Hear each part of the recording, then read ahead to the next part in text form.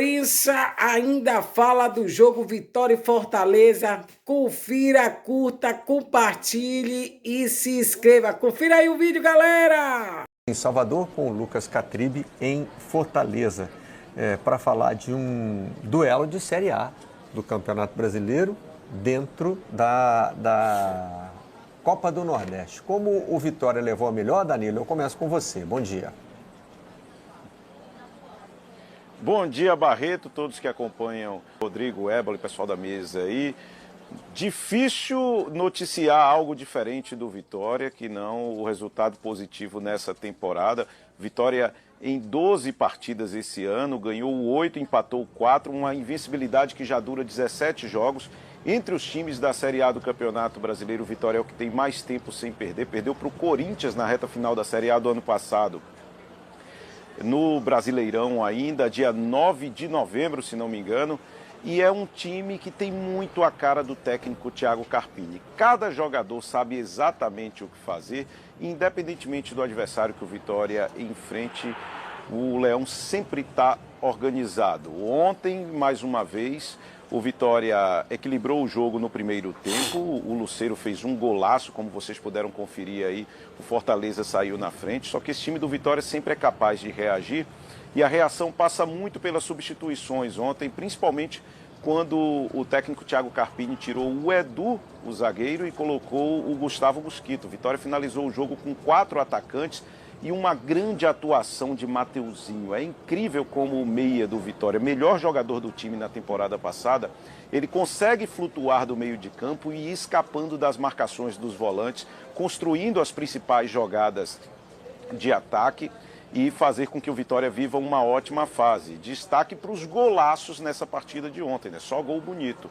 Teve o do Lucero, que eu já falei, que dispensa comentário, um bonito gol do Gustavo Mosquito, e o Vitória acabou virando no gol do Gabriel Baralhas, que tem jogado muito bem, um atleta que chegou para essa temporada, é um volante que chega perto da área, mostra um bom poder de finalização, já tinha feito gol na partida passada, e ontem acabou fazendo um golaço, 2-1 para o Vitória, líder isolado do Grupo A da Copa do Nordeste. Esse jogo era um confronto direto e foi muito importante o Vitória vencer, até porque o Sport chegou ao seu terceiro resultado positivo, está na segunda posição ali com 9 pontos e o Carpini cria muita tranquilidade para a sequência da temporada. Final de semana já tem Campeonato Baiano, última rodada da primeira fase, o Vitória também lidera e depois vai jogar mais tranquilo aí também a Copa do Nordeste e também vem Copa do Brasil pela frente. Enfim, eu diria que esse Vitória, Barreto, que defende essa invencibilidade de 17 jogos, tem muito a cara do seu treinador. É um treinador que claramente consegue fazer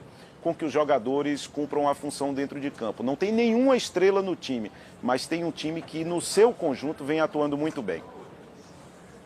Lucas, outro dia a gente estava falando aqui de um jogo do Sport, acho que foi uma derrota de um jogo do Fortaleza, acho que foi uma derrota para o Altos do Piauí, né? E o pessoal da bancada aqui minimizou, né? Esse resultado aí... É o gramado. É o gramado, culpa do gramado, começo de temporada, Fortaleza está bem na classificação, né? Não é um problema. Agora, a gente está falando de um confronto de nível diferente, né? Contra um companheiro de Série A. Mas é uma derrota em casa. O Fortaleza hoje é o terceiro colocado na classificação, ainda está dentro do grupo dos que passam adiante, né? Ali no grupo A.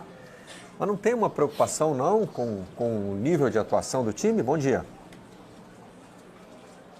Bom dia, Barreto. É preocupante, sim. Antes de mais nada, bom dia a você também, Coutinho, Éboli, meu amigo Danilo, todo mundo que está na bancada e acompanhando a Redação Sport TV.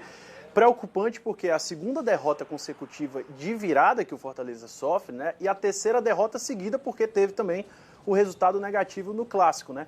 E eu tenho duas constatações, né? O Fortaleza parece um pouquinho refém do jogo que ele produzia na temporada passada, que é aquele jogo de transição muito forte, de velocidade, e nesse primeiro momento da temporada acaba enfrentando adversários tecnicamente, né? Não estou falando que o Vitória está num patamar abaixo. Vitória, sim, é um time de Série A, mas outras equipes, né, que tem um nível técnico um pouco mais baixo, o Fortaleza tem que ter um pouco mais a posse de bola. Tanto é que no primeiro tempo o Vitória cedeu um pouco mais a posse de bola ao Fortaleza, mas o Fortaleza pouco criou. E a outra constatação que eu faço é que realmente o Fortaleza precisa entregar mais dentro de campo. Está faltando um pouquinho mais de empenho e isso tem sido cobrado pelos torcedores. O próprio Vojvoda chamou a atenção na coletiva após o jogo, né? Falou que é responsabilidade dele a derrota, esse momento ruim, mas também dos jogadores que entraram em campo, né? Eu digo isso porque foram 2 derrotas consecutivas de virada, aquele confronto contra o Altos e dessa vez contra a equipe do Vitória, mas o Fortaleza não teve reação, qualquer tipo de reação durante o jogo, né? O jogo parecia controlado até o segundo tempo, teve 2 falhas, a falha do Zé Wellison na saída de bola, ele que inclusive contribuiu com o passe para o gol do Lucero, e depois o Bruno Pacheco acabou falhando o gol do Gabriel Baralhas, que até é curioso. O Gabriel Baralhas, né, o Danilo estava falando dele, antes dele acertar com o Fortaleza, ou com o Vitória, ele estava fechado com o Ceará. Chegou a treinar, inclusive, aqui na capital cearense, mas por conta de um imbróglio, o Ceará não assinou o contrato com ele, ele foi para o Vitória, marcou gol na Copa do Nordeste contra o Ferroviário,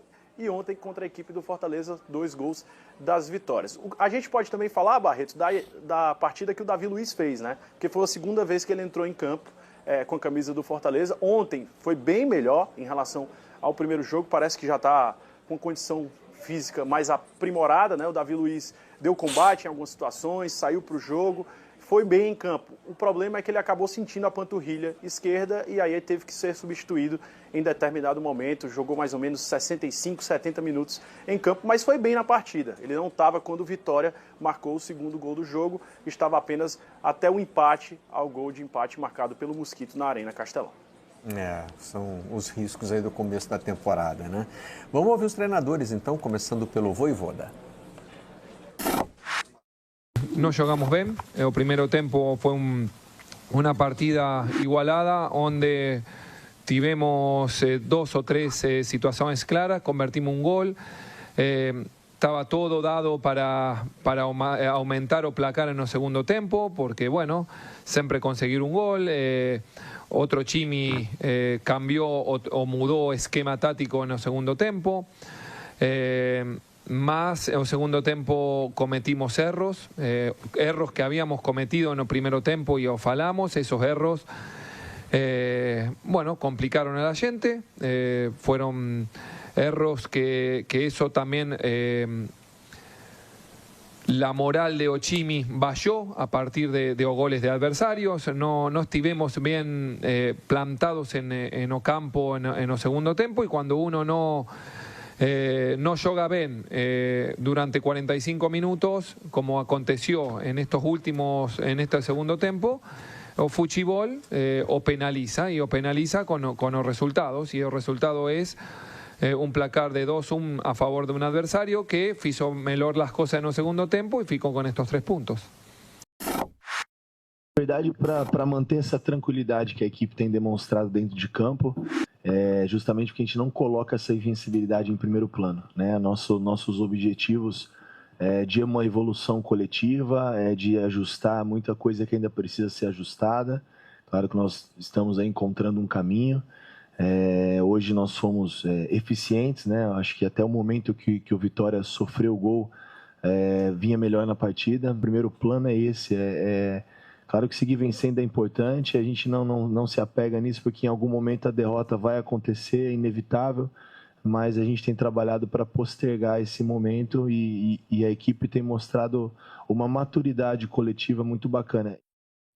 Um treinador de trabalho consolidado já há algumas temporadas e outro que causou um impacto importante, né, quando chegou. Acho que as participações do Danilo e do Lucas trouxeram bem aquilo que é a realidade desses clubes no momento, né?